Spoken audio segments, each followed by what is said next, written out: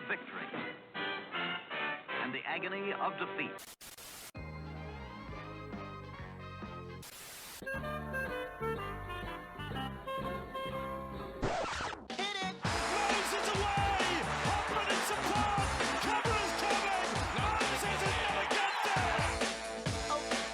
Madison, great ball around the corner, Pedicini, he beats them all! Junior Polar out wide, bumped away from Trindle, Sharks coming through, none of them can hold this! Good afternoon, good evening and good morning, depending on where you're listening to or watching this particular edition of the Tip Sheet Podcast. I'm your host, John, also known as 4020, joining me to break down, unfortunately, an abbreviated slate of games this week. No NRL, no Jersey Flag. Their seasons have wrapped up. It's my good mate, Sixties. We've still got 3 games on the docket, mate. We've got the Harvey Norman Women's Premiership, the New South Wales Cup, and the NRLW all in play this week. So we've still got plenty to talk about. And we've got the Ken Thornett Medal to review.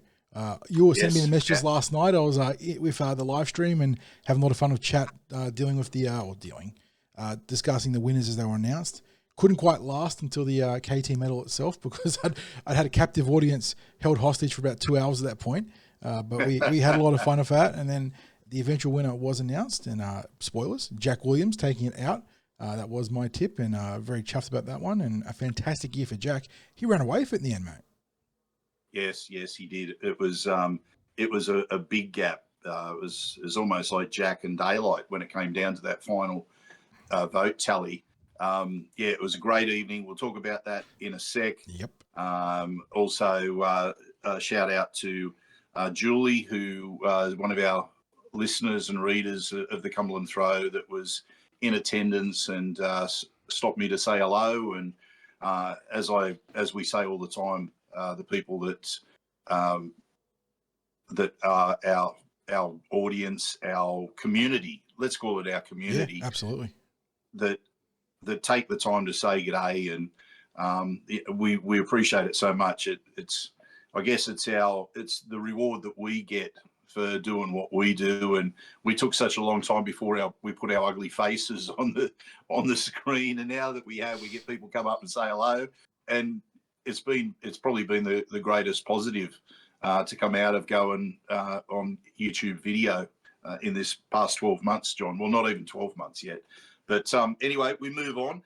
First of all, of course, no matter what platform you're watching or listening to this on, if you can give it a subscribe, first of all, and if you can give it a like, add in a comment, all that sort of stuff, that's great as well. A shout out to our sponsors, Star Partners Real Estate, Auburn, Narellan and Parramatta, Greg and the crew, the OG sponsors of the Cumberland Throw, the ones that allowed us basically to invest in the website and make it as accessible as possible for as many fans as possible at the same time, because anyone that was there right from the start knows that when we first started, 300 concurrent visitors would crash the site. Straight after a game, the site would crash because everyone's trying to jump on, and people probably aren't aware that running a site actually costs money. And we were able to invest and make the site accessible for unlimited numbers and grow what we did. And without that, it wouldn't have been possible without that support early on. And of course, Paraleagues Club, the home of the Eels. And Paraleagues really is the home of the Eels. It's not just a motto; they live that. And anyone that's there, especially on match days, it's all about Parramatta being there. And we've been privileged to be, what is it now, John, 5 years of making club appearances. It must be. I mean, with our rotting brains, it is hard to keep track of it, but it must be close on. But we had a pumping crowd there in Stirlos for the last home game of the year. The great interaction from the supporters there, some Knights supporters as well. We just had a lot of fun with the previews. We sort of moved in a bit of a different direction to have that less formal presentations, and we've had a blast since we've been doing that. So we really appreciate the support of Paraleagues Club. And just as a reminder as well, if you're a member of Parramatta Leagues Club, you're also a member of Vikings and of the Dural Club. And Vikings got that Dennis Carnahan Rugby League musical season review. And it's It's on the 11th of October. It's only $50 a ticket. It's anyone that knows the That's in Queensland song knows Dennis Carnahan. Everyone knows That's in Queensland. Suba Fiji. Yeah, we're here. That's in Queensland. That's in Queensland. It's got a few different versions of it too. It's very good. Good old Greg Inglis. Yes, growing up on the Mid-North Coast, knew all about GI. It was a bit of a shock when he threw for the Queenslanders, but Dennis Carnahan certainly made a pretty good ditty out of it, and very talented musician and comedian. Yeah, so as I said, that's the 11th of October. You can get your tickets via, we've got a QR code on the advertisement for it. Handy dandy little sort of picture that has all the details and the QR code if you're interested. So, or you can go to Rugby League the Musical, which is rltm.com.au. That's Dennis Carnahan's site. You can get your tickets there. As I said, $50. Great venue there at Vikings, part of the Parramatta Leagues Club group. It's the sort of show where you just go throw your old jersey on, your retro jersey, sit back, laugh. Sure to be a bit of banter there in the audience with all the different jerseys that are being worn, all the different sports. I mean, obviously there'll be a lot of Parramatta supporters. It's a shame that Chris Ricketts is over in Chicago right now, because would have had some choice jerseys to go to the show with. I think Dennis would have had a lot of fun of those ones. Yeah, absolutely. So, yeah, get along to that. But again, as I said, thank you to Para Leagues for their continued support of what we do on the Cumberland Throw. So, John, let's get into the Ken Thornett Medal first of all. It was, look, just in terms of being there, it was a great night. There was a tremendous vibe in the room. Start of the night, everyone's mingling. You could go and mingle with the players, the coaches, the staff of Parramatta, your fellow supporters, sponsors. Everyone's just there mingling, and great access to players, great access to coaches at that point. Then the formalities began, and it was a really, really good night. That mix of the interviews up on the stage, and it was just done. I don't know. It was like that. I guess people have that image of the old school football end of season awards night. Well, it was a step up on that, but I think it still kept that rugby league touch, the charm, you know, that comes with those. You know, it was pretty laid back, especially with some of the players. They were great with, like I guess some of their off the cuff comments. Some of the younger blokes, they don't really want to say too much. So you didn't get too many thank you speeches out of the lower grade award winners. But Zach Bailey did a tremendous job as the host of the evening, the MC, and it was the formal presentations, then some of the sit down on the couch with Zach as he asked the questions. I thought that blokes like the Fox and Zach Lomax and Dylan Brown and Junior and Mitch, obviously Jack Williams as well, they all did a tremendous job. But I reckon the star was still probably the coach. He does it well. He coaches well. He speaks well. And if anything, and it's not. I know, like, people turned the green shoots into a cliche. It got to run everywhere. Yeah, but he doesn't talk in cliches as a coach. He's a pretty straight shooter. And if anything, as I was going to say, was, you know, usually when you're a coach or an ascending coach, you start as whether it's a specialist coach in a position or an assistant coach or something like that, and you sort of go on a pretty linear trajectory towards being a head coach. Riles has been a bit more diverse in his portfolio as a rising leader and coach. You know, in his roles at Melbourne, he wasn't just a football coach. He had a leadership role or mentoring leaders in the Melbourne Storm there, and probably broadened his knowledge and how he approaches that man management aspect of the role as opposed to a more conventional coach. So really interesting stuff. And I mean, obviously it'd be an absolute dream to pick his brains about sort of some of that methodology and how he sort of came to be. And maybe, just maybe, we can pencil that one in at some point down the future. Maybe down the track. Well, have to call in a few favours at the club there, but it would be very cool. And I'm glad to hear that he was again a very notable presence in how he spoke on the night. And look, we should give credit as well for the season to his team of coaches, Scotty Wise, Mandel, Nathan Brown, Sam Mower, Blair Mills. It's these sorts of results where a team has gone through, I guess, a revolutionary change. And that's really what at the start of the year, we were thinking it was a bit more evolution than revolution. But I think by the end of the year, we looked at it and you could basically say, with all the players that have moved on and the players given their opportunities and what have you, that it was a bit of a revolution that took place. And that sort of doesn't happen as smoothly as what, that allows the Eels to go from copping an absolute shellacking in the first round to delivering their own dismantling of a team in the final round to go that full 180. It happens because you've got a team of people that work well together. And I think the coaches all complement each other.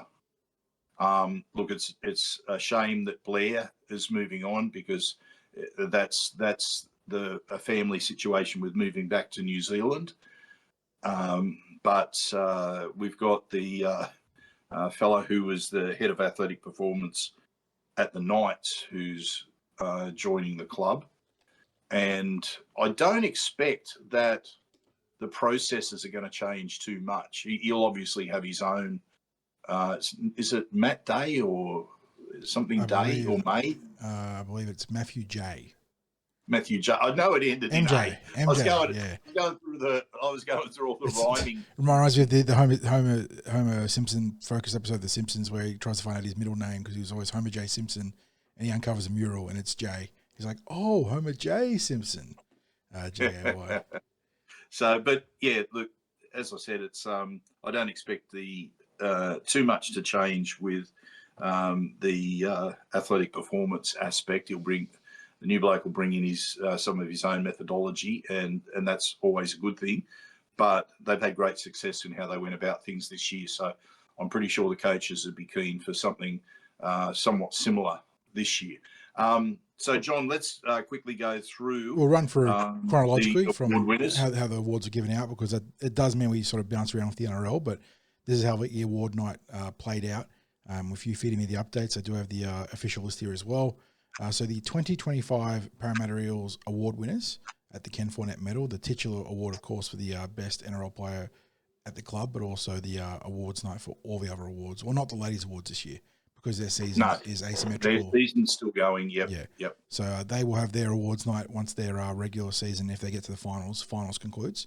And on that note, we start with the Blue and Gold Army NRL Player of the Year, which is, of course, the fan-voted award. If you were a member, you would have received an email notification at some point later in the year with a chance to vote on this award winner. And perhaps to little surprise, one of the real breakout players, one of the real young stars of the team this year, Isaiah Iongi, kicked off the night by picking up the BGA Army, the BGA is Army in there, NRL Player of the Year gong. So well done to Isaiah. And the first of two gongs for the young fullback. Yes, yep, absolutely. And it was good seeing him walking around with the presentation boxes stacked on each other. Trying to juggle them. How can I hold these boxes? Yeah. The other award that was also handed out during that bracket of the night was the Ray Price NRL Community Award. And again, this one, if you've been following along with the Ken Stevens Community Award nominations for the overall Dally M Awards, wouldn't have been a surprise because the Parramatta Eel nominee was Jack Williams for the Ken Stevens Medal, and he took out the Ray Price Community Award as well. So well done to Jack Williams there, and well done to Isaiah for the initial individual gongs there, which then takes us through to the Flegg winners, Craig. And interesting field here. And in a way, I do have to tip my hat to the club for it's always easy to have a bit of a cop-out and not give the awards to like a departing player in the case of the Player of the Year here. But you love to see the club, standing by good form and being rewarded. and that's the case of the overall player of the year here. But we do start with the the Coaches Award, the Brett Kenny Jersey Flegg Coaches Award. That goes to one of our favourites, Domenico De Stratis, or Dom De Stratis. Had a fantastic year across the back row and the centres. Was an absolute try-scoring phenom, actually, despite being Mr. Fix-It, Mr. Versatile. And he takes out the coach's gong there, the one given by Jordan Rankin in this case. Yes. I'm not sure what Dom's contract status is for next year. I didn't get a chance to speak about that last night. I would love to see him stick around. I mean, we always talk about how not every player is an instant NRL star, but some guys are very good to keep around and develop, and Dom really falls in that category. I mean, it was no surprise he took out the Coaches Award, wasn't he, Craig? Wasn't it, Craig? He is a phenomenal trainer, outstanding player on the field too. And again, that positional versatility has been invaluable for the Eels, and not just the Jersey Flegg, but in the SG Ball and Harold Matson years gone by. And I'd love to see Dom and Raf as well, his brother, stick around and be part of that lower grade system at New South Wales Cup level. So fingers crossed. That takes us to the Jersey Flegg Players Player, and the one acknowledged by his peers this year was Josh Wynn. So well done to Josh, taking out the Players Player gong. And then, as I mentioned, a departing player here, taking out the overall Steve Ella Jersey Flegg Player of the Year honours, and it's Matty Hunter, Josh Lynn's running mate in the halves. We before and after signing of Newcastle, we've been waxing lyrical about Matty's season. He's been an awesome touch, real big breakout year for him. Took big strides this year. No surprise that he was headhunted by the Newcastle Knights. Eels have a real logjam of talent in the halves below a very talented NRL half, Mitchell Moses, and obviously now Josh Papali'i. He's taken a great deal at Newcastle, and he celebrates that by going across as the Jersey Flegg Player of the Year for the Eels, and I can't knock the pick. He had a really, really good year. Yeah, and as you said, congrats to Jordan Rankin and whoever is responsible for that award, because it might be the team of coaches. Yeah, I imagine there'd be a few of the other boys that, in terms of coaching, that would have had input in that one, because it is. And look, this isn't a Parramatta-related thing. I'm not trying to take a shot at the club. I'm not trying to take a shot at any other club. But you have seen, whether it's the Eels or other clubs in years gone by, it's easy to sort of do the cop-out, isn't it? If a player's departing, you don't want to give too much acknowledgement to a leaving player, because it's not a great look for the club. Even though in this case there is plenty of reasons why Matty Hunter got the deal from Newcastle. I'm not saying that we should all be upset with how that played out. But yeah, well done to the club for rewarding the player who I think was probably the best player in the Jersey Flegg this year. Yep, and then we got the New South Wales Cup. Yeah, it was a young man's field in the New South Wales Cup this year, Craig. We start again with the Coaches Award, the Jeff Gerard Knock-On Effect New South Wales Cup Coaches Award. That's a mouthful right there. And it goes to a player who unfortunately finished the season injured, but we are hoping can be fully fit for the preseason. And a player, again, that we really highlighted this year, didn't we, Craig, as one of the most consistent and developed players from that Flegg-eligible group of players that stepped up. Saxon Pryke really found his feet at reserve grade this year, had some really good games, ultra consistent, and then started finding some real impact. Unfortunately, his season got cut short due to a nasty injury. I believe it was a broken ankle. We obviously wish Saxon a very speedy recovery, and hopefully he tracks back for that preseason start. But a deserved award here for his individual efforts this year. Coaches Award, which is, of course, handed out by Nathan Kalis primarily, but also the remainder of the staff there, going to young Saxon. Saxon's got a great motor. Yeah. That's something that's always been true of him. He can play long minutes as a middle. He's an excellent trainer, which you'd expect for someone who's got a great motor, that they're going to be an excellent trainer. Big preseason incoming, because he's had that year where he, apart from the injuries, had that opportunity to consolidate in the senior age group of New South Wales Cup. And, we'd like to see where he can take next year. And pleasing, we saw a bit of ball playing develop for him this year as well. He had some really nice touches around the ruck using those short passes. We move on again now to the Players Player, so the player voted by their peers for this particular award. And again, another young talent, Arpa Twiddle, who pretty much he started the year in Flegg, but very quickly was promoted to the Cup and never looked back. Took over at fullback for the Parramatta Eels and had a lot of really quality games. And I think he's definitely a player you can sort of pencil in as an intriguing prospect for next year in the NRL. So well done to Arpa, and a great reward for his individual efforts this year. John, the question that gets thrown at me time and time again by supporters is, what do you reckon's his best position? 60s? And I always say, look, because he's played fullback all year, that I consider that to be his best position. That's not to say, however, that he doesn't have the versatility that and that's his biggest asset. Find himself debuting in first grade in any position in the back line. He could be the sort of player that debuts on the wing. He could be the sort of player that is automatically the deputy for Isaiah Iongi. He could fill in the halves if needed to be. You could have him on the bench as bench coverage, and he could cover any position in the back line. So he's had a very consistent year. His goal kicking has been outstanding. He's won games due to his goal kicking. Won games for the cup team. North Sydney game really comes to mind, where a clutch sideline conversion into a clutch, almost Union-esque penalty goal, 40 metres out, 15 metres in from touch. So, yeah, he's had a fantastic year. No surprise that he was evaluated so highly by his peers. That takes us through to the major gong here in the Bob O'Reilly knock-on effect, New South Wales Cup Player of the Year. And that controversial is not the right word, because I think it speaks to how well he played when he was playing Cup. But Jordan Samrani, Craig, has taken out the reserve grade Player of the Year. He didn't have a full season by any measure at reserve grade. I think he's got 8 or 9 caps to his name. But I was just looking at his numbers, and you can see why he would have polled so highly in the New South Wales Cup. He averaged 170 metres a game. He scored a stack of tries, 4 tries, had a couple of try assists, a stack of line breaks and tackle busts. When he was in the Cup this year, he dominated.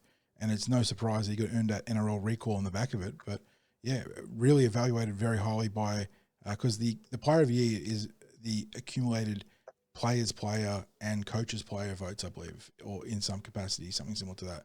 So he's I haven't asked about how that's decided upon, but as you say, it speaks to the impact that he had while he was there. I'm sure there were a number of other strong contenders, and by that you got to look at the players that had a reasonable part of the season playing in New South Wales Cup, and so you look at people like Tony Mattielli, who had quite a solid year. Mattielli, Ronald Volkman, another one that comes to mind. I mean, obviously, Arpa Twiddle had a great year too. He was a regular feature there in the spine. But yeah, I mean, Jordan's game, he dominated reserve grade when he was there, Craig, to the point where it became impossible. I say impossible. He got that little moonlight in NRL at the start of the year. He also had an injury crisis in the back line, got dispensation to play him. He had a really solid start to his first grade career there. Goes back to Cup and dominates. I mean, I know he said he averaged 170 metres. There was a stretch there for about 4 or 5 games where he was over 200 metres a game.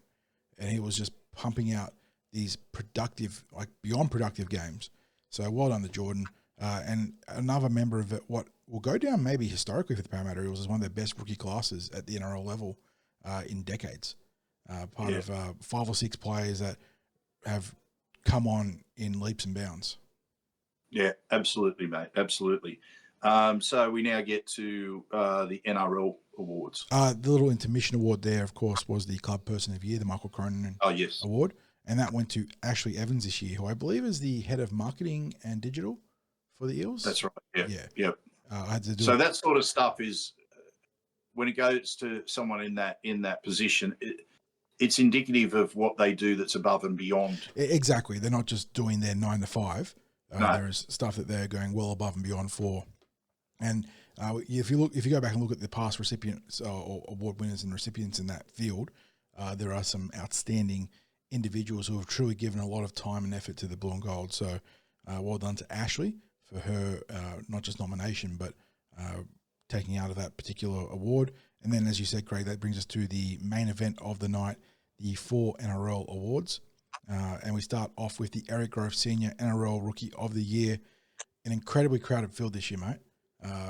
I think individually, in most years, each of these blokes or each of the eligible blokes could have been a factor or an award winner on the night.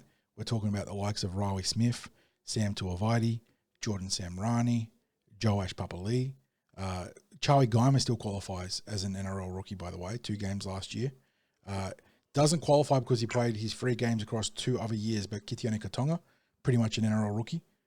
So and I'm probably missing someone at this point. No, do apologise if I have forgotten anyone. I mean, Tony Mattielli made his debut too. Yes. Not obviously didn't play enough football to be a factor for the award, but another great member of that rookie class. But the one player I haven't mentioned, and the one player that I think was probably the odds-on favourite, is Ira Yongi, taking out the Rookie of the Year award, the Eric Grove Senior Rookie of the Year award. And like I said, some real outstanding contenders there. In particular, Riley Smith, I think, was probably neck and neck with him. But Yongi takes it out, and you can't argue with that. He was phenomenal this year. Yeah, Riley had to have been well up in consideration there, because I think in any other given year, Riley absolutely streets it in as a Rookie of the Year. Congratulations to Isaiah, his second award of the night. Okay, rest of the awards, mate. Yes, we move on now to the Jack Gibson NRL Coaches Award. This one going to a player that we feted and lauded for his ability to transition his playing style in a year of, you mentioned, revolution, not evolution, massive roster churn, completely new direction for the playing roster and the club. And Junior Barlaw emerged as a player that was almost a chameleon, Craig.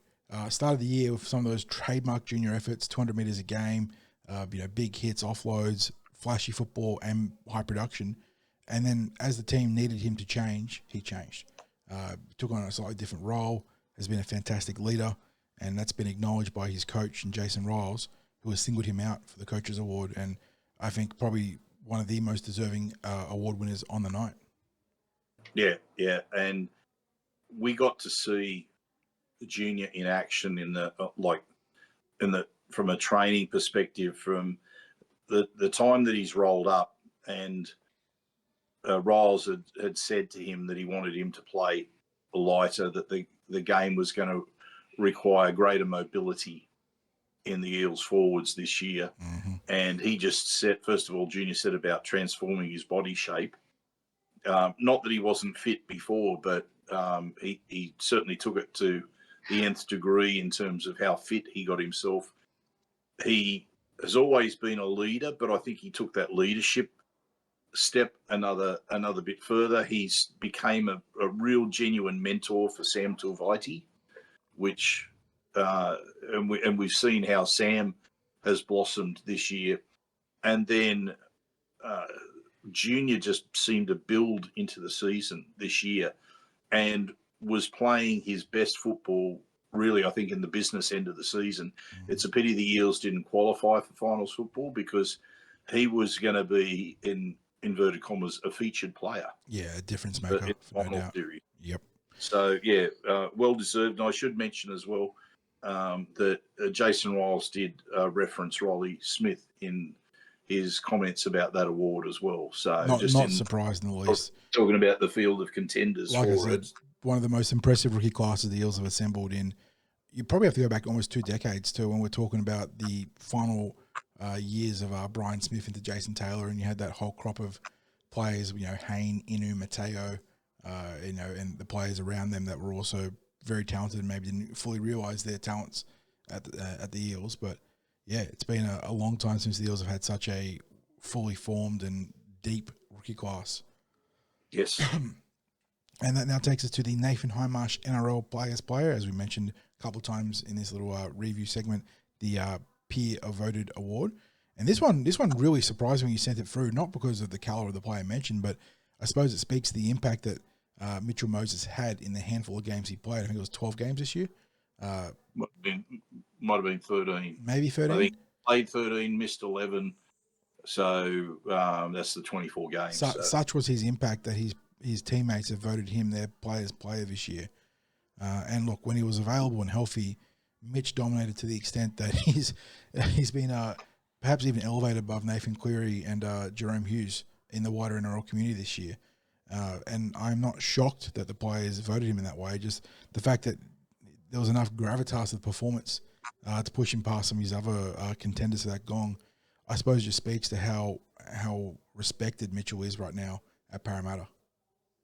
John, I had a couple of wise footy heads talk to me about the the impact of having someone like Mitch Moses in the dressing sheds before the game. And the talk was, and as I said, both people said similar things. If you're a young player and you're sitting there and you look around the dressing sheds and like in the past, the younger players at Parramatta would have been looking and saying, there's Ray Price, there's Mick Cronin, there's Peter Sterling, there's Brett Kenny, Peter Sterling, Steve Ella, Eric Groth, all that sort of stuff. Yep. And now, for the current players, they look around and yes, there's some great players like Junior there. And you've also got a bloke like Mitch Moses, and that's the player that he's become. Yep. He's that player that the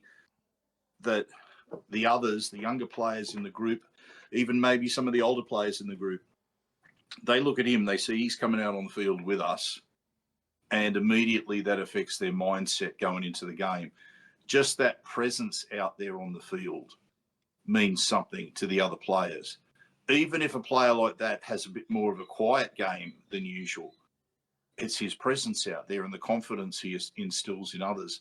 That's who Mitch Moses has become with Parramatta. And to that end, I think, and I think it's I don't want to say this in a way that it's taken incorrectly, because the departure of Clint Gutherson was a big talking point amongst Eels fans. Mm-hmm. There are things that the Eels fans were concerned that they may have lost with Clint Gutherson.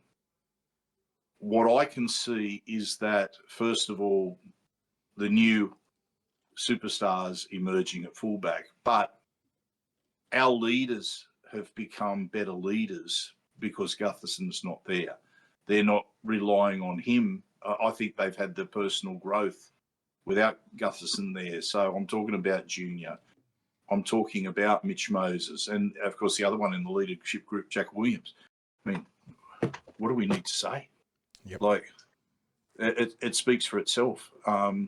Mitch Moses is so much more of a mature player these days. And he's and it's not that he wasn't mature in his preparation on the training track, but he and Gutho used to have a lot of banter that would go on. There's fun and games and banter that happens at Eels training now. But as soon as they're into business, they're into business there. Mm-hmm.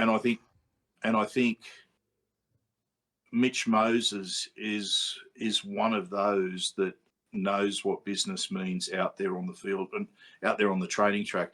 I'm not sure that we saw the best of him in that regard when Gutho was there, because Gutho was a freak of a trainer, freak with his preparation.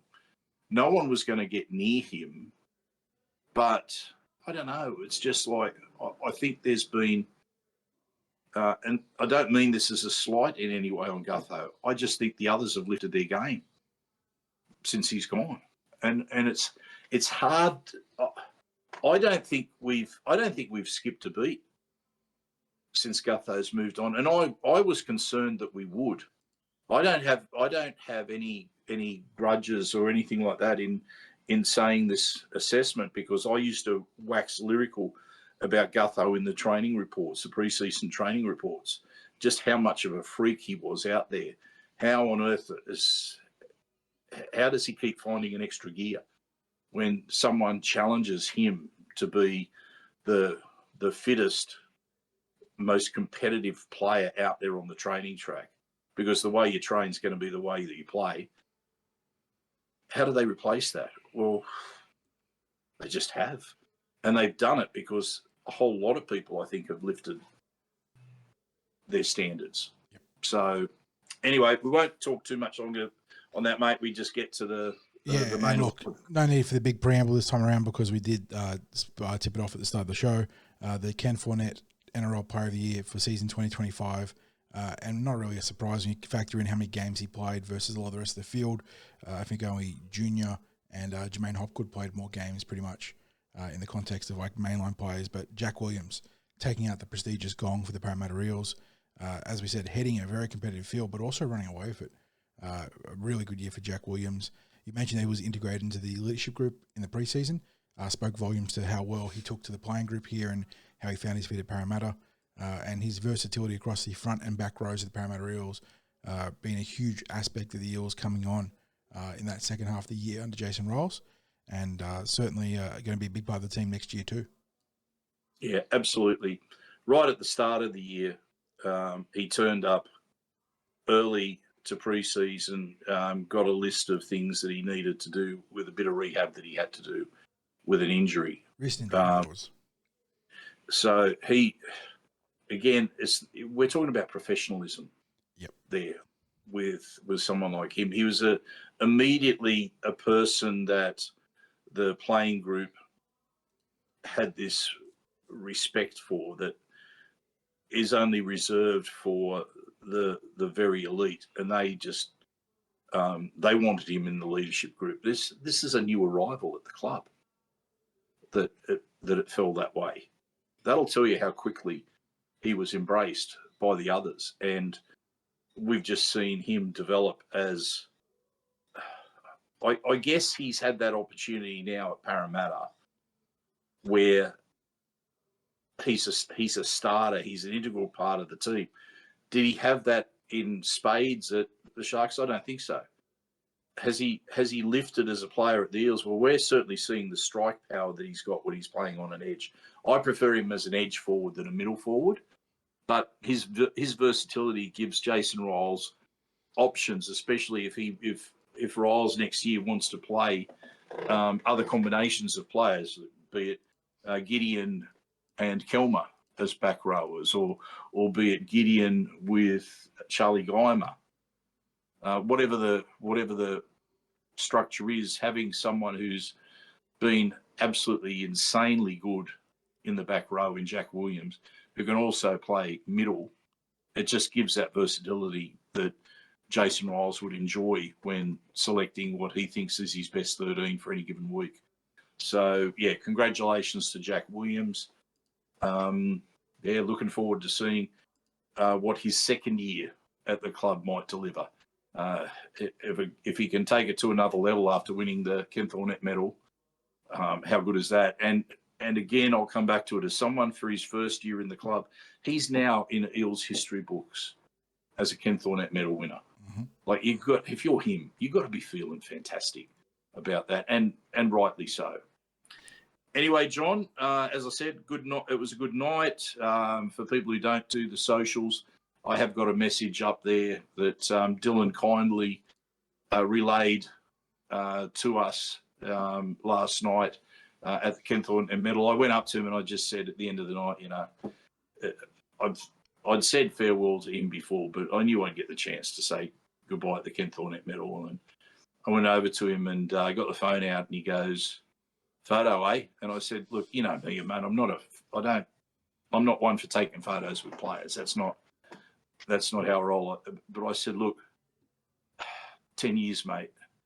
It's been a bit of a journey. Would you mind just saying g'day for the Cumberland throw while you're there?" And he just that was just him off the cuff at that moment, the message that he said there. And to me, it meant something, because he said that the support over the years had meant a lot to him. So, and said that he would miss us. And I genuinely believe that, because we've been there supporting him from that journey. And if people haven't seen it, we've got that footage of him in his very first game. John, maybe you can cut up a more succinct highlights rather than the match highlights that you could put together about Dill. I'm throwing you on the spot with that, but that might be something you put together and we can put it as a more recent content there on our YouTube channel. So just a little project I'm throwing your way without notice, but that might be good. He mentioned to me that his mum had sent him that footage of TCT. So he's aware that we've got it. So, we really appreciated him taking the time to do that for us last night. So, let's get into the preview now. Smash out the 3 games. We are probably about 40 minutes 40 or minutes, something like almost that. 40 minutes on the dot. Yeah, so pretty, Yeah. pretty comprehensive review of the KT medal there. Hope you guys enjoyed it. And of course, we've got plenty more of preview stuff to do outside of just games with the off season now looming. And we hope to make it as a quicker transition to the preseason for fans as we can. So stay tuned for that. But we do have 3 games on the docket today, starting with a Saturday clash in the Harvey Norman New South Wales Women's Premiership. The second place Parramatta Eels are travelling to Lidcombe Oval to take on the West Tigers, who come into this round in 8th place. It is the final regular season round in the HNWP in a top 4, straight out top 4 system, 1v4, 2v3, instant grand final qualifiers. The Eels, despite an 8-2 record, not secure, which is kind of crazy, Craig. Yep. But they do have a lot of outs here. A win against the Tigers guarantees them and could potentially see them go maybe first place. I don't know if their points differential is good enough to jump the Knights off a loss. Let me just double check this. I've got a feeling it's not. It's unlikely. They'd have to smash the Tigers, and Newcastle have to be smashed. So let's pocket that one. But the Parramatta Eels win and in, and then any combination of losses involving the Steelers, Mounties, or Cronulla also would see Parramatta in, I believe. So that's the. But they're all playing teams lower than them on the. That tends to be what happens when it's top 4, isn't it? And those teams are vying. There's no teams meeting each other, unfortunately, inside that 4 or 5 teams competing for the final 4 spots. But yeah, the Parramatta Eels control their own destiny. Always a fantastic thing to have in the regular season finale. And they look like this, taking on the Tigers. The outstanding Ella Carlisle. She got plenty of love last night in the live stream, Craig. I think we had a great discussion about her form this year, and I think a lot of people pushing for her to be part of the NRLW setup next year. She's the number 1 this year, though. Number 1 this week as well. Paige Knapp and Tegan Long are on the wings. Tamira Liardi and Zali Faye in the centres. Matisse Bettridge and Aaliyah Sufan, who have been the halves pairing for pretty much the entire year, barring Rosemary Beckett's rehab assignment, coming back from injury, spent a little bit of time in the HNWP. But otherwise, Bettridge and Sufan have been very good for the Parramatta Eels here. Jess Kennedy captains the team in the front row. She's running alongside Ruby Jean Kennard Ellis, as the prop forwards. Rory Muir takes over from Chelsea McKeer at dummy half this week. You got Bella Sanford and Josie Lenars on the edges. Kylia Gray at lock forward. Ava Jones, Ashley Pottinger, Alana O'Loughlin, and Matoisha Kalepo. A lot of familiar names there on the interchange, Craig. They've been big parts of that rotation for the Parramatta Eels on the bench. And then you got Caitlin Pearden as the concussion substitute, or the 18th player, versus the Tigers, who have named pretty much it must be their entire roster. They've got 24 players named there. Goodness. But yeah, Eels in second place, take on the 8th place Tigers. Eels coming off a 22-4 win against the Dragons last week. That was their 8th straight victory. On the season after a opening 2-game loss streak, I suppose. It is technically a streak where they were competitive but fell just short of the Sharks and the Steelers. But yeah, a chance to book their own ticket into the finals. And look, I don't think the seeding is going to be too much of a difference in the finals, Craig. But with a win, they would guarantee second seed. No one can catch them if they win. Yes. So, as you said, destiny in their own hands. But there's a bit of a rivalry in the women's space between the Eels and the Tigers. I'm not sure why. There's some sort of history that's happened there, whether it's happened in the junior reps or what have you. But there's most definitely a rivalry that's there. The Eels, during the season, they found this knack of winning games when they haven't played to the best of their ability. And that's normally the sign of a really good team. Yep. I think that, look, there are times when their execution can wane a little bit in matches.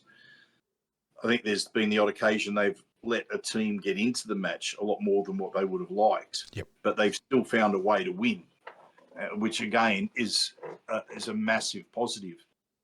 I'd like to see them being able to present as many opportunities for Carlisle as possible, because she's truly a match winner. I might say on her own, but she can do things. If she's given space, opponents are going to be hard to get near her as well. Zali Faye is a class above this level. It's unfortunate that she's paid the penalty for some of the Eels' ordinary early season form, but she is a class above. When you look at this Eels team, for a start, it's a really, really strong forward pack. Like really, really strong. We've seen most of them get the job done coming through the Eels junior reps. A couple of key inclusions in there, and all of a sudden, it's telling that it is an all pathways forward pack outside of Kennedy and Lenars, who are two of their priority pickups this year in reserve grade. I mean, yep. Mueller, Kennard Ellis, Sanford, Gray, Jones, Pottinger, O'Loughlin, and Kalepa are all, whether it's Fiola or Gale or both, Blue and Gold Pathways prospects. So the pipeline is very much pumping for the HNWP, and really, really encouraging stuff. It's development club in action, basically. Yeah, John, it is literally. it's It's walking the walk after you talk the talk, and it's great to see. And while the NRLW has had its struggles this year, this is a reason why I am bullish on the long-term viability of the Paramount. Not viability, that's a completely different thing, but the outlook for success on the field, I guess. The Eels are in a great position, and if they can keep developing these players and can give them the tools and the experience to be as best prepared for first grade as they can, you're still going to struggle to match the likes of the Roosters and the Broncos with the way the cap works. Maybe with some of these splashy signings, but you can fight fire with maybe not fire, but maybe a bit of ice here or something, whatever you call it, the development equivalent elementally. Eels going for development over signings. Yeah. John, we're heading towards finals football, but I don't think as a team for the season that the Eels team has found their ceiling. Now, with so many young players, that's a natural thing to say. They haven't found their ceiling because their journey is only just starting. It's not midway through. It's not ending. It's starting. But because that they haven't yet found their potential, it's like, will they be impacted by that pressure that the meaning of this match is on? Well, you know what? They've been under that pressure really every week, because I'm sure they fully knew that if they dropped a game during that 8-game winning sequence, that it could be catastrophic for their placement in the final. So look how now they're down to the very last. They won 8 games. Look how fine the margin still is. It's crazy. One thing to consider here, Craig, too, the Eels play on Saturday in this grade. The NRLW play on Friday. No Fontaine Tafua listed here. She is the 18th sub for the NRLW.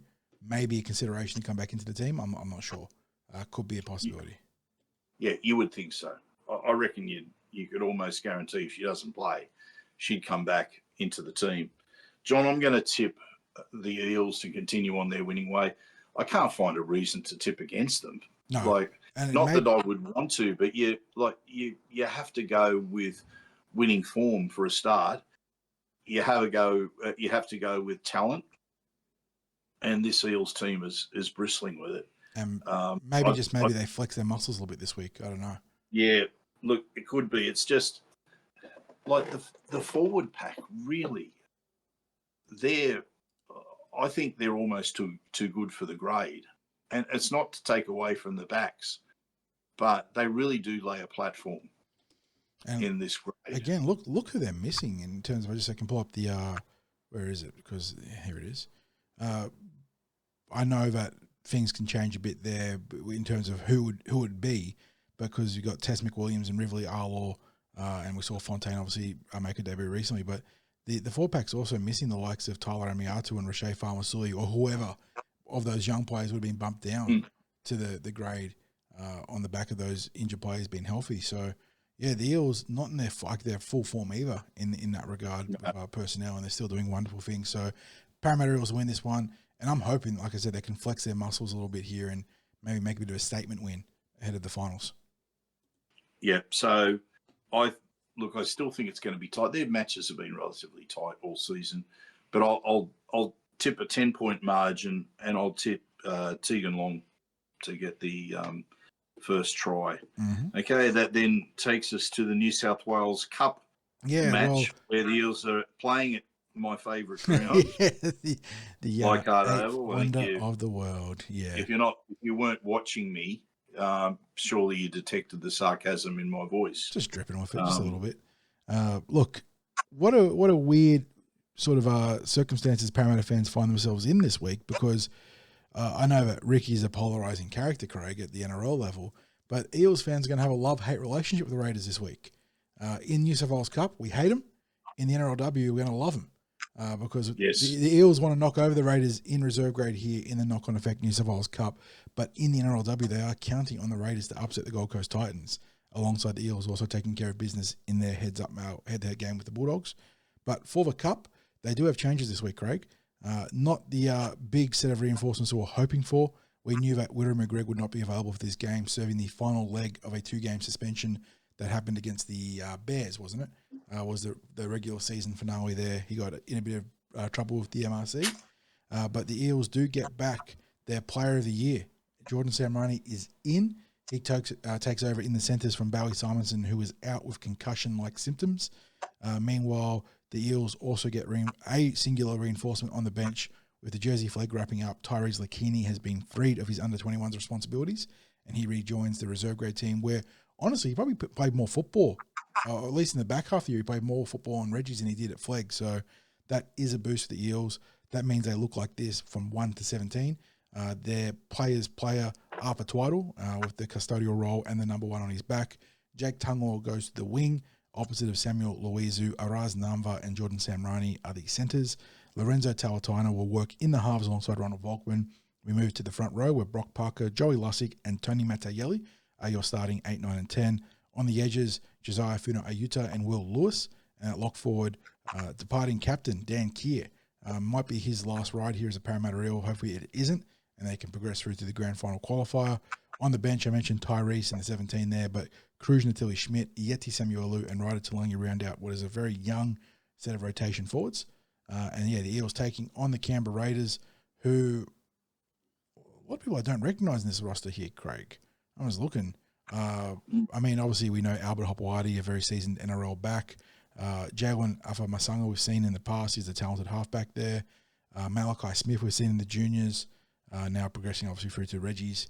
And they haven't, what's going on? They haven't named their bench. Do I have hang on. Let me go to Canberra Raiders. Let me see if they put out a team list. Because the match centre does not have a bench. And I was joking on our Tuesday evening, Craig, with a couple of our mates, our mutual amigos, and I said that if any club gets beaten to announcing their full set of Reggie's or lower grade teams by the Parramatta Eels, that should be grounds for an automatic forfeit.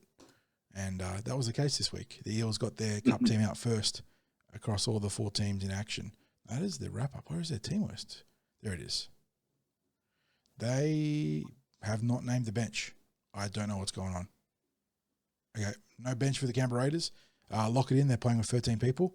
No takebacks. Yeah, no, it's a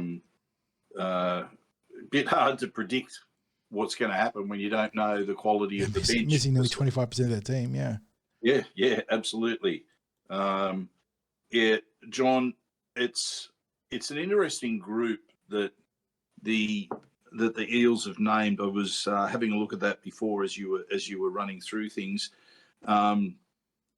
Just in terms of NRL experience, well, you're talking about Jake Tungor, Jordan Samrani, Sam Luizio, Ronald Volkman, Joey Lussick, Tony Matayeli, Dan Keir. So you've got all those players who have varying degrees of NRL experience. Not a huge number for any of them, and even in Sam Luizio's case, that I think that goes right back to 2021 or something like that. 21, yeah. Yeah, so but the fact is that they've got some players who have had that level of experience. I can't rattle it off as far as the Raiders are concerned off the top of the head. But what you do have is a lot of youngsters in this Eels team. Samuelo, Talangi, Lakini, Will Lewis, Josiah Funa Iuta, Lorenzo Talatina. I mean, we're talking about I guess, Araz and Arpa to a degree as well, because they're still players who have played an element of Jersey flag this year. Yeah, it's easy to forget because they spent most of their time at cup level, but they were flag eligible players this year. Yes. So, John, I think even though it's a relatively young team, I think if the players play to their potential, they get this done. I'm not sure, because of how the season ended, whether they're starting to flag a bit in terms of, be it motivation, be it the body just getting knocked and bruised and tired or what have you. But those last 2 weeks, they seemed like a tired football team, and they were probably unlucky not to get the job done on the weekend in the first week of finals football. But the fact remains, they didn't get it. They didn't get the job done, and it's now into sudden death football. I'm going to tip them, but I'm not going to be terribly comfortable in the tip. I feel that I'd want them to have a 3-try lead coming into the last 10 minutes to start to feel any sense of being comfortable. What about you? Yeah, it's out of their control or out of their hands, but I do believe, and I've argued it throughout the week in my team list post and then on the live stream on Tuesday night while you're at the KT Medal, that it feels like we're a bit light on in the ruck. Obviously, I'm very happy for all the young guys getting a chance to prove themselves in as high a stake games they're going to have in their young career thus far. But it would have been nice to have just like one more season middle, I think, just to help take control of the ruck. I thought Matteelli fought really hard against the Dragons through the middle, but lacked just another running mate to help seize initiative in the middle, in the ruck. So that is my concern going in here. Like I said, very happy though that the club is backing the young guys. Eels and the Raiders met twice this year, and it was pretty tight between them. They went one apiece. Raiders prevailed in their most recent encounter, home game at GIO, by 6 points, while the Eels beat them by 8 points earlier in the year, and that one was out at Lidcombe, 28-20. So let's look at those two. Let me look at those two rosters and see what the major differences were in their most recent game. Don't click the ad. Thank you. Eels, Twiddle, Tungle, Namva, Richard Penasini, Dunster, Hunter and Volkman in the halves. Had Woody, had Luca Moretti, which is a pretty handy player to have in that one there, even though he did lose. Brendan Hands was still at the club. Saxon Pryke was healthy. So there's a couple of like pretty useful players there that would have been a big difference in the rosters. And when they met the first time, Eels, again, very similar backline. Alfred Smalley was playing on the wing at that point. Josh was in the halves. That was when he had that quick transition before making the full-time transition to 5/8. Had Kane Kalachi available at that point. He had a great year up until, I'm not sure what happened, where he got injured. Kelmer was in the midst of his rehab, sort of reform assignment there. Matt Dury was playing as well. So when they first met, much stronger in the pack. And that's probably the crux of my concern, is that in the ruck, can they get the traction they need to compete? And if they can, if the players around Matteelli can really lift, Brock Parker, obviously Dan Keir in the middle there too, but the young guys in Samuelo, Talangi and Lakini. And I got to imagine that Tyrese is probably going to play as a prop, or at least a tweener in this game. Then maybe I'm fairly confident the Eels can be very competitive. So yes, that's a big one for me, because I think even like, with the back line they've got there, with the halves they've got there, that if they get a good footing in the middle, they can be very, very competitive. So I will tip a Parramatta win, but it is going to be much more conservative than some of the other tips I've made this year. I think they're going to have to squeeze this one out by somewhere in the vicinity of 2 to 6 points. Yeah, look, John, I think it's going to be tight. As I said to you, I'm a little bit worried about whether the length of the season and the amount of time that the Eels had to play where they were injury riddled, or if not injury riddled, the NRL team was injury riddled, and they just had a lot of disruptions. Mm-hmm. to it. There's a number of boys there who've played most of the season in Jersey Flegg, and it's not.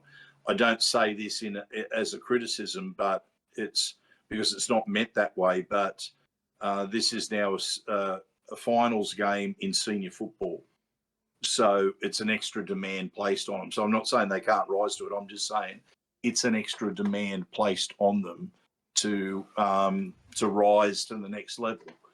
And I think if, as individuals, they can rise to that level, then I think that'll go a long way towards the team winning. Because, look, you've got the steady hand of Ronald Volkman, and he's been integral to the team this season. He has been very, very good.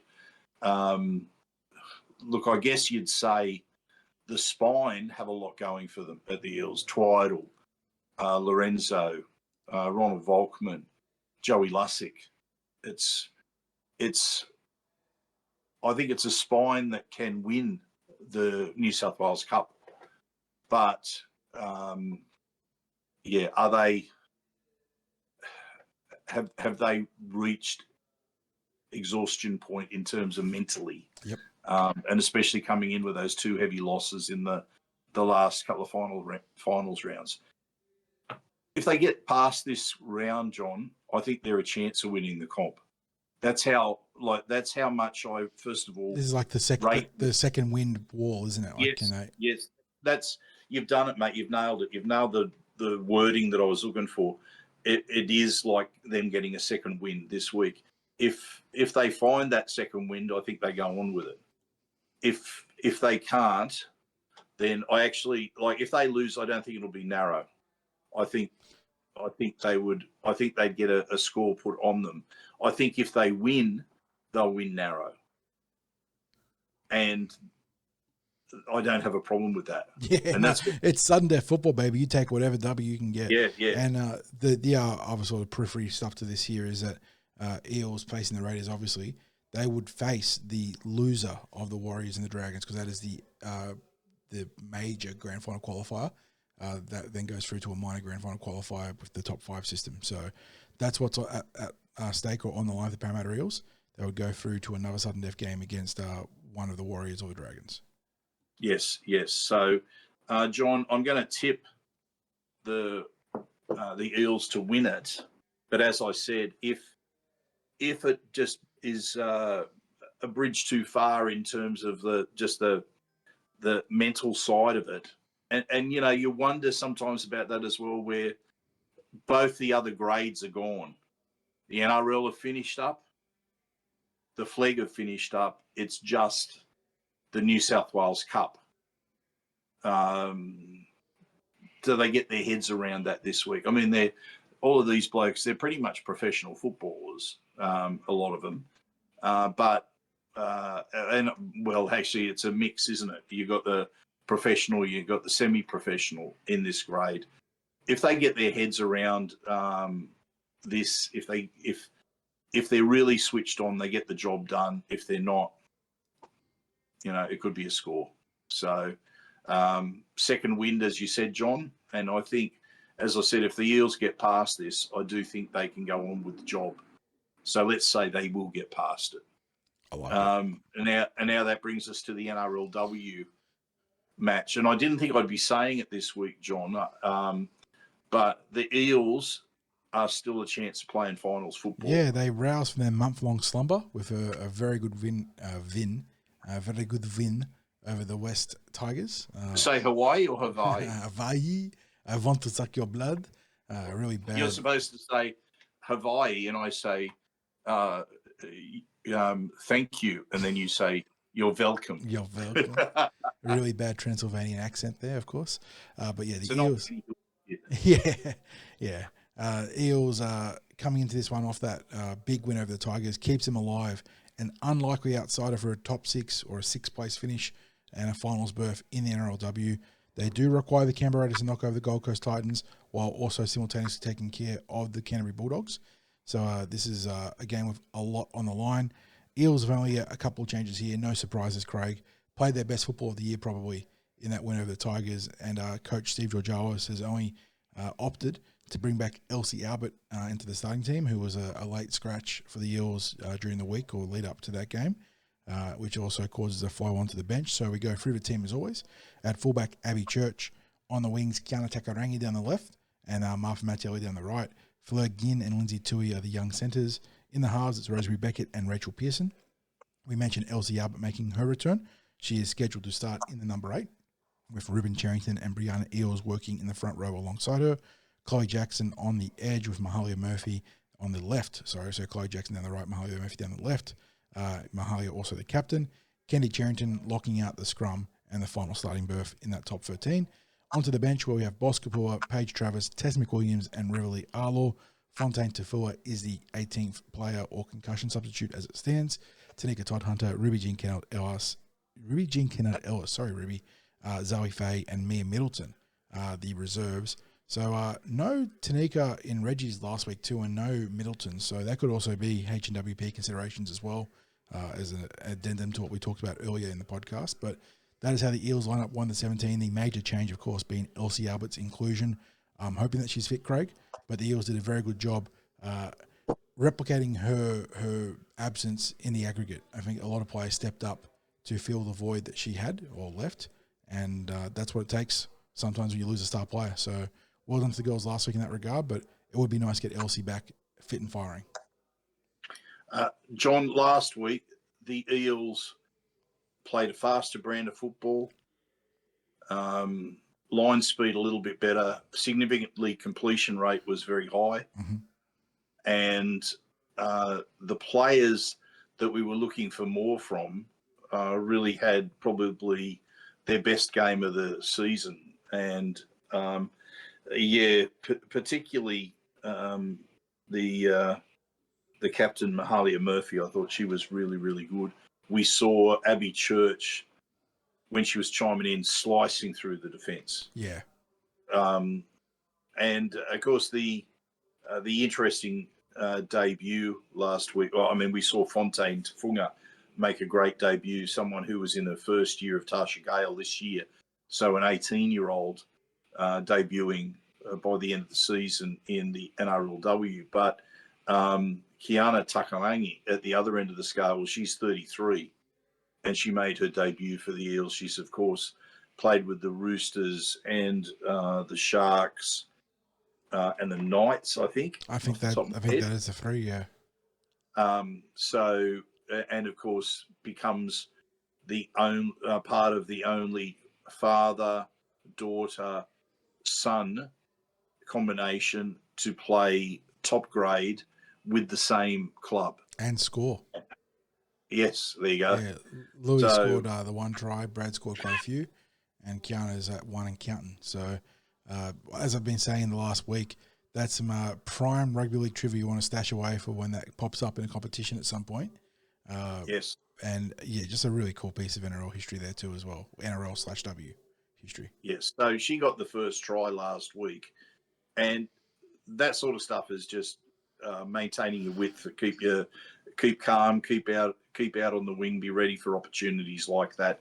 She's got a wealth of experience, having first played NRLW back in 2019 and also playing representative rugby league. That's not to forget her forays into other sport, like I think she even played in the American football lingerie competition way back in the day as well. So she's got a storied professional sport background. Finally saw the light to come to the club that her father and her brother felt passionately about playing for, and she's now etched her name into the history books at the Eels, and I thought did quite a good job out there on the wing. Yeah, it was real tidy. Yeah. But John, as I said, it was a real combination of playing faster, playing confidently, minimising somehow at the same time minimising errors, and key players rising to the occasion. And we got that sort of result. Now, hopefully they maintain the rage this week. And it comes back to, again, the key players. And I guess it really comes down, like when I'm talking about that, I'm talking about the spine and the leadership group there. And the spine, well, let's face it, you've got Ruben Cherrington, who's probably playing. She's having her breakout season this year. You've got Abby Church, who played Origin this year and has to have developed confidence from that.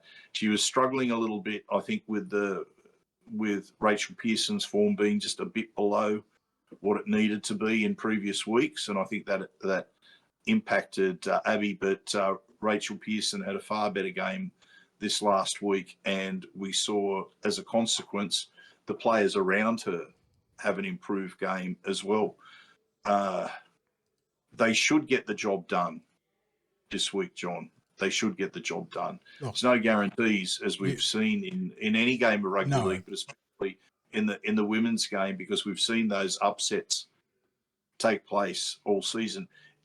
It is well and truly on the cards for the Raiders to upset the Titans, because the Raiders went on a strong surge. Was it three of our wins? last four. Yeah, they went Yeah. wins over the Warriors, the Bulldogs, who they smashed, squeezed out a win against the Raiders, and then were very competitive with the Roosters, 26-14. So, and that is a week in Roosters on the back of their game against was it us, where they got a few injuries? I don't know. But yeah, played some good football. So, look, they play first, they being Parramatta, so they need to take care of their end of the deal first.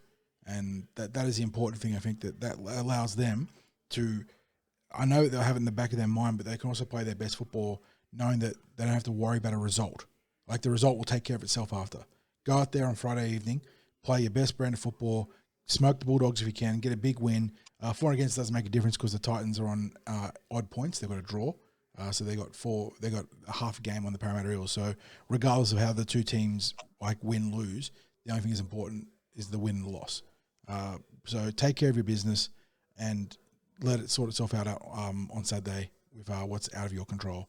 And I don't know if we mentioned, Craig, club put out a big announcement this week. The tickets for this game have been waived. Free. Yep. If you turn up with your friends, your family, yourself, bring your whole village, your tribe, whoever, get out there and support the girls. 5:40 p.m. kickoff out at CommBank. It is free entry. So a great chance to give them as much support as possible.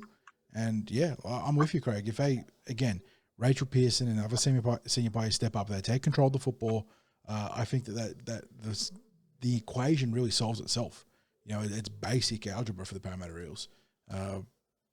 X plus 4 equals 7. Okay, it's free. Just solve it easy. No dramas. We're not talking high level integration or anything like that. Just hold on to the football. Yep. John, great move by the club to make it free, because that time on a Friday isn't ideal, but it's really encouraging people to. Yeah, great move from the club, because obviously I was talking about this on the podcast last night, Craig, or Tuesday night for the relativity of time once this podcast is posted. The club, all clubs, are beholden to the broadcasting schedule, right? That's the big issue with the NRLW right now. And there was some people upset in the stream, Craig, about the 6:15 p.m. kickoff at CommBank. Felt it was unfair on the ladies to have the crowd, all filter out after the NRL game. People did stick around still, but obviously not as big if the crowd was growing into the NRL game. And I think this is on the back of those frustrations, this is a really good response from the club to say, go out there and support them. This is it's going to cost you nothing but your time and a chance to watch hopefully some great football. Yeah, and I think with the people that stuck around to watch the NRLW, it was probably a few more than what might roll up at Granville Park, for example, to watch them. It's spread out in such a vast stadium, and there's people still there in the corporates. So I think if it was at a smaller venue like Granville Park, it would actually look like quite a very good crowd. But we've now got another week where they are at the larger venue of CommBank Stadium. We need them to develop that as their home ground, because I don't want, and I know all depends on venue availability and what have you. But when a team plays at different venues, I think it doesn't help with their identity. Well, what has been one of our biggest criticisms of the West Tigers in recent years? Yeah. Being a nomad. Like, you do not have a home, you do not have a fortress that you're trying to build. I'm all for the girls having facility, like obviously prior to the Kellyville development, having their facilities at Eric Tweedale. That was a fine notion. But now that Kellyville's online, give them their training facilities fine, but let's get them out of Combank. Like, well, let's pick a home. Maybe it's not Combank, but then that makes it awkward for when you want to integrate those double headers. So I'm all for really committing to Combank and making it their home. Yep. So get out there, get behind the girls. You know that if there's a little bit of rain about, that there's plenty of opportunity to be undercover there at the stadium. It's probably going to be one of those games where they just open up a particular part of the stadium for the crowd rather than all. That's common sense. Yeah. And I would suggest it's probably one of those games too where they might just have one food outlet made available. But you have a great venue to watch the game from, the chance to encourage the girls and give themselves an opportunity to maybe qualify for finals football. Certainly put the pressure on the Titans in their match with the Raiders. I think, John, if we get anything like the way they performed last week, then we get a win, because I thought we saw some of the best aspects of our individual players, coupled with some of the best execution that they've managed as a team. So I think they lifted as individuals, they executed as a team, they ended up with a big win. I'd been worried about where is the next win going to come from prior to last week. What do you know? You get your completions right, you play with a bit of energy, and there's your next win. If they do that this week, they'll get the win. If they don't, if they get themselves into an arm wrestle, that's the last thing they want in this game. Because we saw the Bulldogs in a trial earlier this year get the better of the Eels, albeit that it was only a trial and the sorts of circumstances that surround trials. And the Bulldogs maybe haven't risen to the heights that they might have hoped they would have risen to. But it was, I think from memory, it might have been about 3 or 4 tries all, and maybe goal kicking might have been the difference in that trial. But the Dogs got off to a good start in that. I think we conceded 2 or 3 tries, one after the other at the start of the trial game, and we couldn't peg it back. So let's start well, girls. Let's start well in front of a good number of people, and keep those completion rates high, and they'll go a long way towards it. I'll tip a win to the Eels. Prior to last week, the Eels were averaging 9 points per game if you took out the Raiders match. Now we've had 2 games where there's a relatively big score. Not going to take out any match in working out averages or things like that. Let's just go. The Eels have shown they've got points in them, despite the fact that they've had a number of games where they didn't have points in them. I think they get to about 26 points this week, and I think they win by a score of 26-12. And best on field this week. I'll go with Kennedy. I think she's ready to lift. Nice. Not that there was an issue before, but I think what I'm saying is I think she will have, with this being a game that could get the Eels into finals football, I think this will be one where she'll absolutely rip and tear. Hit the nitrous. Yep, get right in there. I will go for a slightly bigger win, 30 points to... I was going to say 12, but you said 12. So I'll go 30 points to 8. So a really solid win there for the Parramatta Eels. Abby Church to build on what she did last week, where she was outstanding and really get back to her best. So she'll be best on field. First try scorer, I will go, kind of hard to go past Martha Mattelli, I think. So I'll be a basic Bob and give you the real common sense, straightforward options this week. Sounds good, John. And yes, shout out to Martha with her hat trick last week. She wanted it so bad. She was so close, and then got Yeah. at the end. That was great. Great scenes when she finally completed the Hattie. And how good to see, like the start of the season, she was struggling with that ball up And now above her. she's been a weapon under the high ball. I know.